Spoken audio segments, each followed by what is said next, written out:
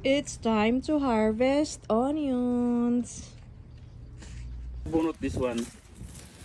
Oh, look at that. gosh. It's like a baseball ball. Ano baseball ball? Baseball. It's like a baseball. It's baseball ball.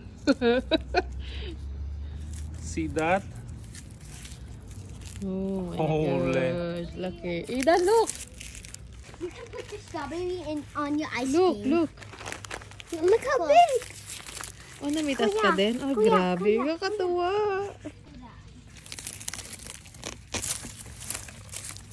Oh. So kung makapansin nyo mga ka-garden, dyan lang yan namin tinanim sa storage bin na hindi na namin ginagamit. So instead na itapon, nilagyan namin ng lupa, tinamtan ng sibuyas. So dalawa yan. Then the rest, doon na namin tinanim sa raised bed. So dalawang pakyata ng sibuyas yung aming itinanim. So ganyang karami.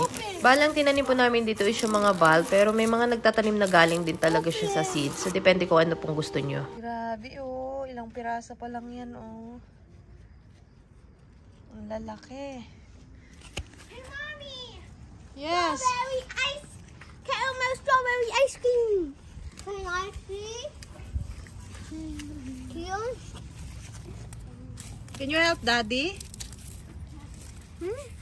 No.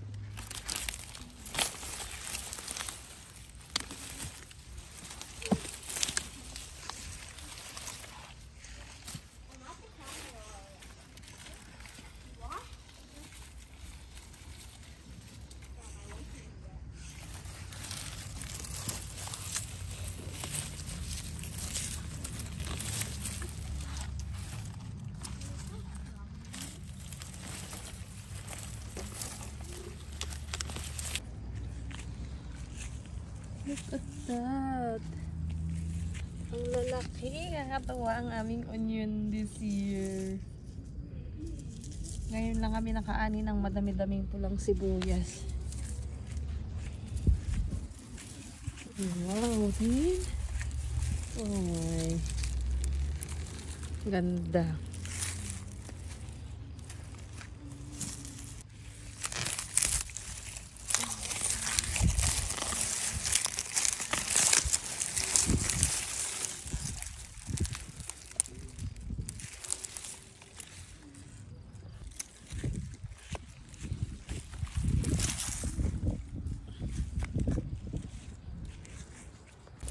Yan yung mga ka-garden. Diyan lang yan nakatanim sa may mga container, sa container, dalawang container, tapos siya sa raised bed. Tignan nyo naman kung gaano kalalaki yung aming naaning sibuyas. Nakakatuwa. Diba kahit saan pala siya pwedeng itanim, talaga namang makakaani ka. Tsaka hindi siya mahirap alagaan. Pagkatanim mo, lagi mo lang siyang diligan. Tapos kapag ganyan nang natumba na yung mga dahon, so pwede nang ani. Ang sarap kapag yung mag-aani ka na, yan o, yung mga bubunutin na. Tapos makikita mo ang lalaki. Parang ilang taon ding, pang ilang taon, 4 na taon na yata namin nagtatanim. Pero nung una, kasi nagbabasa-basa lang, sabi, wag daw masyadong diligan. Kasi baka daw mabulok. Pero wala, try lang ng try. Nung una, ginawa namin, hindi ganun kalalaki yung laman niya. Sabi ko, wag masyadong diligan. Pero itong ngayong taon, diligan ko ng diniligan. Kaya ayan, no. Habang lumalaki pala sila dapat dinidilig. Tsaka yung lupa kasi niya, ayun yung madali siyang matuyo. Kaya hindi nabababad, kaya hindi nabubulok yung laman nila.